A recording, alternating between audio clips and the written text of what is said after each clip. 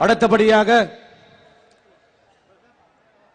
இந்த தேசிய முற்போக்கு திராவிட கழகம் தொடங்கிய பொழுது சட்டமன்ற தேர்தலிலே 234 தொகுதிகளுக்கும் தன்னந்தனியாக நின்ற தலைவர், ஒரே தலைவர் நம்முடைய புரட்சி கலைஞர் கேப்டன் அவர்கள்.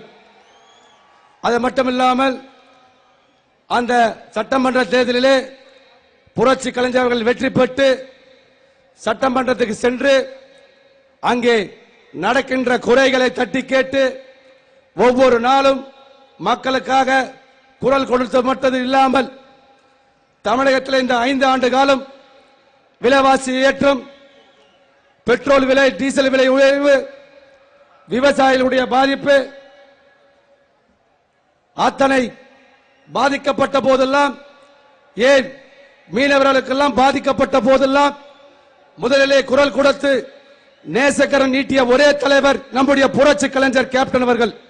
அப்படி 5 ஆண்டு காலம் புரட்சி கலைஞர் உழைத்துக் கொண்டிருப்பவர்.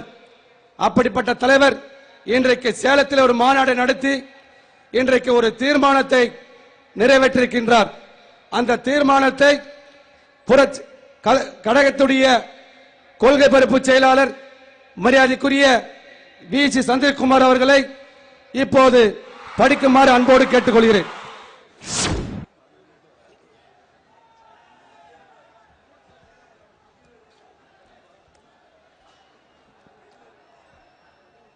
தேசிய முற்போக்கு திராவிட கழகத்தின் மக்கள் உரிமை மீட்பு மாநாட்டினுடைய இங்கே கலந்து கொண்டிருக்கின்ற அத்துணை நிர்வாகிகள், அத்துணை தொண்டர்களினுடைய ஏகோபித்த ஆதரவோடு, அவருடைய கோரிக்கையோடு இந்த தீர்மானங்கள் இங்கே நிறைவேற்றப்படுகிறது. தீர்மானம் எண் 1, திமுக கழக ஆட்சியில் மக்கள் அன்றாடம் பயன்படுத்தும் அத்தியாவசிய பொருட்களின் விலை அநியாயமாக ஏறிக்கொண்டே போகிறது. குறிப்பாக அரிசி, பருப்பு, எண்ணெய் வகைகள், வெங்காயம், தக்காளி உட்பட காய்கறிகள், கீரை வகைகள் போன்ற ஏழை மக்கள் பயன்படுத்தும் பொருட்களின் விலை விஷம் போல் ஏறி வருகிறது. இவை போதாதென்று மத்திய மாநில அரசுகள் தங்கள் விருப்பம் போல் பெட்ரோலிய பொருட்களின் விலை உயர்வு, பஸ் கட்டணம் உயர்வு, பால் விலை, மின் கட்டணம் போன்றவற்றின் விலை உயர்வு என்று கூட்டிய வண்ணம் உள்ளன. கட்டிடங்களை கட்ட பயன்படுத்தும் இரும்பு, செங்கல், மணல், சிமெண்ட் ஆகியவற்றின் விலையும் இடுமடங்காகிவிட்டது. ஒரு புறத்தில் மின்வெட்டு, தொழில் மந்தம் போன்றவற்றால் வேலை இழப்பும் வருமான குறைவும் ஏற்பட்டு வருகிறது. மறுபுறத்தில் வாழ்க்கை செலவோ அதிகரித்த வண்ணம் உள்ளன. இருபுறத்திலும் அடிவாங்கும் மத்தளம் போல் ஏழை நடுத்தர மக்கள் இவற்றால் அல்லல் படுகின்றனர். கடத்தல், பதுக்கல், முன்பேற வியாபாரம், லாப வேட்டை போன்றவற்றை அரசுகள் தடுத்து பண்டங்களின் விலைகளை குறைக்கும் நடவடிக்கையில் ஈடுபடாததை இம்மாநாடு வன்மையாக கண்டிக்கிறது. வேளாண்மைக்கு அடுத்த நிலையில் பெரும்பாலான மக்கள் ஈடுபட்டிருப்பது நெசவு தொழிலாகும். பஞ்சு மற்றும் நூல் விலையேற்றத்தால் கைத்தறி, விசைத்தறி, பின்னலாடை போன்றவற்றில் ஈடுபட்டுள்ள லட்சக்கணக்கான தொழிலாளர்கள் வேலை இழந்து வருகின்றனர். பஞ்சு ஏற்றுமதியை தடை செய்தும் பஞ்சு மற்றும் நூல் விலை கட்டுப்படியான விலையில் கிடைக்க செய்வதும் அரசின் தலையாய கடமையாகும். இந்த தொழிலில் அவ்வப்போது ஏற்படும் மின் துண்டிப்பினால் மேலும் பல சங்கடங்கள் விளைகின்றன. மத்திய மாநில அரசுகள் தங்களது போக்கை மாற்றிக்கொண்டு நெசவு தொழிலில் ஈடுபட்டுள்ளோர் நலிவடையாமல் இருக்க தொழில் மேம்பட அனைத்து நடவடிக்கைகளும் எடுக்க வேண்டும் என்று இம்மாநாடு கேட்டுக்கொள்கிறது. தீர்மானம் 3, விவசாயம் என்பது இப்பொழுது நலிவடைந்த தொழிலாகிவிட்டது. வேறு வழி இல்லையே என்ற காரணத்தால் விவசாயிகள் இந்த தொழிலில் ஈடுபட வேண்டிய துர்ப்பாக்கிய நிலைமை ஏற்பட்டுள்ளது. அவர்கள் உற்பத்தி செய்யும் விளை பொருட்களுக்கு உரிய விலை கிடைப்பதில்லை. ஆனால் அதே நேரத்திலே அதே பொருட்கள் பல மடங்கு விலையில் வெளிச்சந்தையில் விற்கப்படுகின்றன. வர்த்தக சூதாடிகளும் இடைத்தரகர்களுமே இதனால் பலனடைகின்றனர். இந்த நிலையை மாற்றி விவசாய விளைபொருட்களுக்கு அவருடைய உற்பத்தி செலவுகளுக்கு ஏற்ப உரிய விளைவு கிடைக்க அரசு நடவடிக்கை எடுக்க வேண்டும். அவர்கள் ஏற்கனவே வாங்கிய கடனை மத்திய மாநில அரசுகள் ரத்து செய்ததாக அறிவித்தனரே தவிர அந்த பலன் உண்மையான விவசாயிகளுக்கு போய் சேரவில்லை. அனைத்து விவசாயிகளுக்கும் எளிதில் குறைந்த வட்டியில் வங்கிகள் மூலம் கடன் கிடைக்க மத்திய மாநில அரசுகள் வழிவகுக்க வேண்டும். மேலும் அவர்கள் ஏற்கனவே வாங்கிய கடன்களையும் அபராத வட்டியையும் சேர்த்து ரத்து செய்ய வேண்டும். கந்துவட்டிக்காரர்களிடமிருந்து வாங்கிய கடன்களை கண்டுபிடித்து அவர்களிடமிருந்து விவசாயிகள் விடுதலை பெற அரசுகள் நடவடிக்கை எடுக்க வேண்டும்.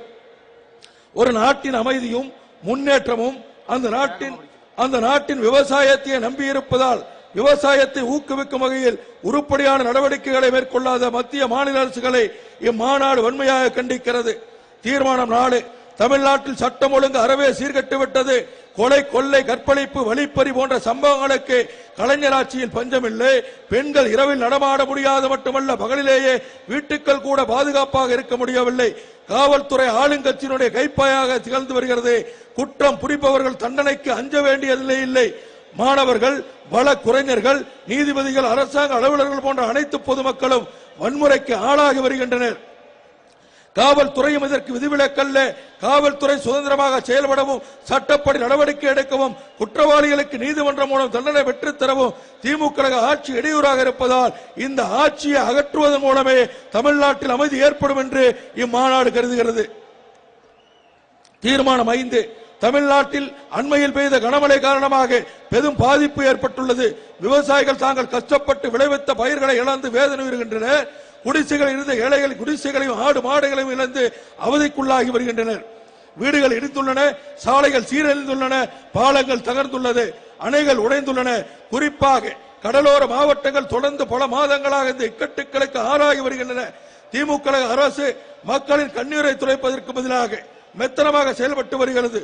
முதலமைச்சர் கலைஞர் வெள்ளத்தால் மக்கள் பாதிக்கப்படும் நேரத்தில் தான் செம்மொழி பூங்காவில் வலம் வந்து வண்ண வளர்களையும் செயற்கை நீரூற்றுகளையும் கண்டெடுக்கிறார். முன்பெல்லாம் வெள்ள சேதம் ஏற்பட்டால் அமைச்சர்கள் ஹெலிகாப்டர் மூலமும் சாலை வழியிலும் சென்று நிவாரணப் பணிகளை மேற்கொண்ட வரலாறு தமிழ்நாட்டில் உண்டு.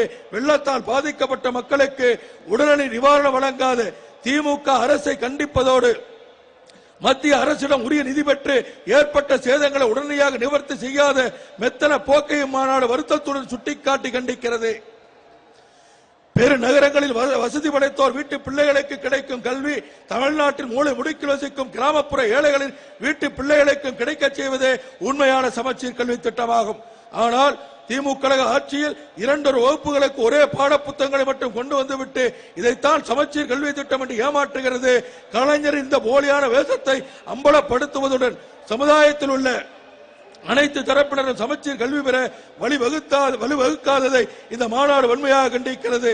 தற்போது தனியார் கல்வி கூடங்களில் வாங்கும் அதிகமான பள்ளி கட்டணத்தை கட்டுப்படுத்த நீதிபதி கோவிந்தராஜன் குழு போட்டுவிட்டு அதன் பரிந்துரையை நிறைவேற்றாமல் தனியார் பள்ளிகளில் விருப்பம் போல் கட்டணங்கள் வசூலிக்கவும் வகை செய்த கலைஞர் அரசின் இரட்டை வேடத்தை இம்மாநாடு கண்டிக்கிறது. மின் உற்பத்தி திட்டங்களில் போதுமான அக்கறை செலுத்தி மின் விநியோகத்தை சீர்படுத்தி மின்வெட்டு இல்லாமல் பார்த்துக் கொள்ள வேண்டிய ஒரு அரசின் கடமையாகும். ஆனால் எப்பொழுது மின்சாரம் வரும் எப்பொழுது போகும் என்று தெரியாத நிலையை திமுக அரசு ஏற்படுத்தியுள்ளது. மின் உற்பத்தி நிலையங்களை சரிவர பராமரிக்காததால் போதுமான மின் உற்பத்தி இல்லை. மின் உற்பத்தி திட்டங்களை உரிய காலத்தில் நிறைவேற்றுவதில்லை. இருக்கும் மின்சாரத்தையும் வெளிநாட்டில் இருந்து வந்து முதலீடு செய்யும் பெரிய கம்பெனிகளுக்கு 24 மணி நேரம் தந்துவிட்டு உள்நாட்டு தொழிற்சாலைகளுக்கும் விவசாயத்திற்கும் திமுக அரசு மின் துண்டிப்பு செய்கிறது. இந்த மக்கள் விரோத போக்கை இம்மாநாடு வன்மையாக கண்டிக்கிறது. ராமேஸ்வரம் பகுதியில் உள்ள கடலோர மீனவர்கள் கடலில் மீன் பிடிக்க செல்லவே முடியவில்லை. சுதந்திரமாக கடலோர மீனவர்கள் மீன் பிடித்து வாழ்க்கை நடத்தியதற்கு கலைஞர் அரசு கச்சத்தீவை தாரை வார்த்தது மூலம் வேட்டு வைத்துள்ளது. இந்திய அரசில் திமுக கழகம் பங்கு வகித்தும் கடலோர மீனவர்களுக்கு இலங்கை கப்பல் படையினால் ஏற்படும் கொடுமைகளை தவிர்க்க முடியவில்லை. தமிழ்நாடு முதலமைச்சரோ எதற்கெடுத்தாலும் இந்திய அரசுக்கு கடிதம் எழுதினாலே போதும் என்று நினைக்கிறார். சொத்தையும் சுகத்தையும் மட்டுமல்ல கடலோர மீனவர்கள் வாழ்வையும் இழந்து தவிக்கிறார்கள். இந்த போக்கை தொடர்ந்து அனுமதிக்கும் மத்திய மாநில அரசுகளை இம்மாநாடு வன்மையாக கண்டிக்கிறது. தீர்மானம் 9. அண்டை நாடான இலங்கையில் உலக வரலாற்றிலேயே இல்லாத அளவுக்கு சிங்கள இனவெறி அரசால் இலங்கை தமிழின படுகொலை நடந்துள்ளது. உலக நாடுகள் சிங்கள இனவெறி அரசின் அதுவரை போர் குற்றவாளி என்று அறிவிக்க வேண்டும் என்று வற்புறுத்தி வருகின்றன. ஐநா சபையும் உலகில் உள்ள மனிதாபிமான அமைப்புகளும் தமிழர்களை கொன்று குவித்த இலங்கை அதிபர் மகிந்த ராஜபக்சேயை போர் குற்றவாளி என்று பிரகடனம் செய்யவும் தண்டிக்கவும் விசாரணை தேவை என்று நடவடிக்கையில் ஈடுபட்டுள்ளது. ஆனால் இந்திய அரசோ இலங்கை அதிபருக்கு புதுடெல்லியில் ரத்தின கம்பள வரவேற்பு அளித்து காமன்வெல்த் விழாவிலே தலைமை விருந்தினராக அங்கீகரித்துள்ளது.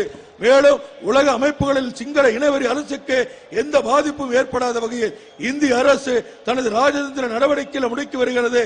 இந்திய அரசு தமிழின மற்றும் மனிதாபிமான விரோத போக்கை மாநாடு கண்டிப்பதுடன் இது ஒரு வரலாற்று பெரும்பலி என்றும் இந்திய அரசையும் அதற்கு துணை நின்ற கலைஞர் அரசையும் தமிழ் மக்கள் என்று மன்னிக்க மாட்டார் என்பதை இம்மாநாடு சுட்டிக்காட்டுகிறது.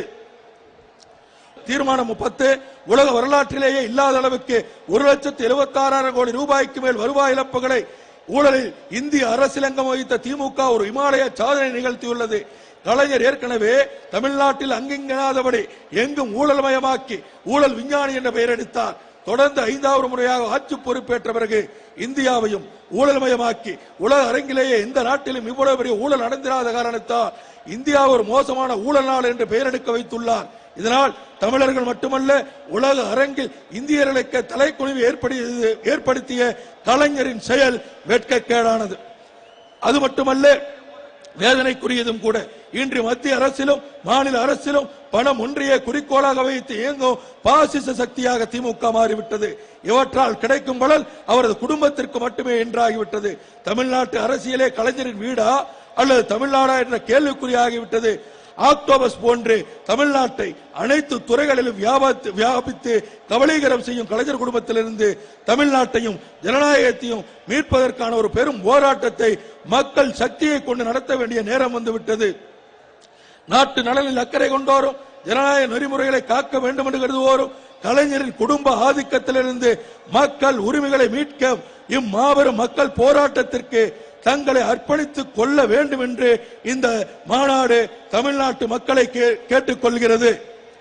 வர இருக்கின்ற சட்டமன்ற தேர்தலில் தமிழ்நாட்டின் வரலாற்றில் கரைபடிந்த கலைஞர் ஆட்சியை அறவே நீக்கவும், தமிழ்நாட்டின் களப்பிரர் காலம் என்று கருதக்கூடிய கலைஞர் காலத்தை முடித்து வைக்கவும், இந்த அராஜக ஆட்சிக்கு எதிராக அனைத்து கட்சிகளும் ஓர் அணியில் சேர்ந்து இன்றைய சௌர்வாதிகாரத்திற்கு சாவுமணி அடிக்க வேண்டும் என்று இம்மாநாடு கேட்டுக்கொள்கிறது.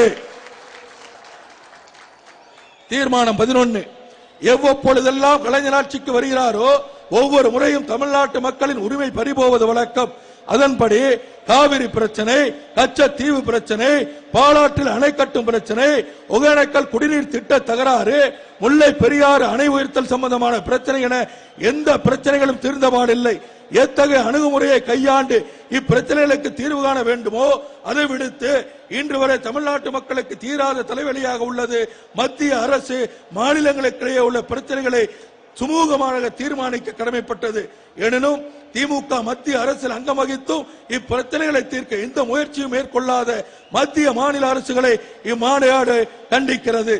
தீர்மானம் 12 2G அலைக்கற்றை உட்பட பல ஊழல் குற்றச்சாட்டுகள் பல்வேறு மட்டங்களில் அவ்வப்போது தலை தூக்குவதும், சிறிது காலத்தில் அவ பற்றி எந்த தகவலும் தராமல் மக்களை மறக்கடித்து பின்னர் அறவே கைவிட்டு விடுவதும் நேர்மையான அரசியலுக்கு விடப்படுகின்ற அரை கூவலாகும். இந்த 2G அலைக்கற்றை சம்பந்தமான வழக்கை நேர்மையான முறையில் விசாரித்து குற்றவாளிக்கு தண்டனை கிடைக்க சிபிஐ நேர்மையாக நடந்து கொள்ள வேண்டும் என்று இந்த மாநாடு கேட்டுக்கொள்கிறது.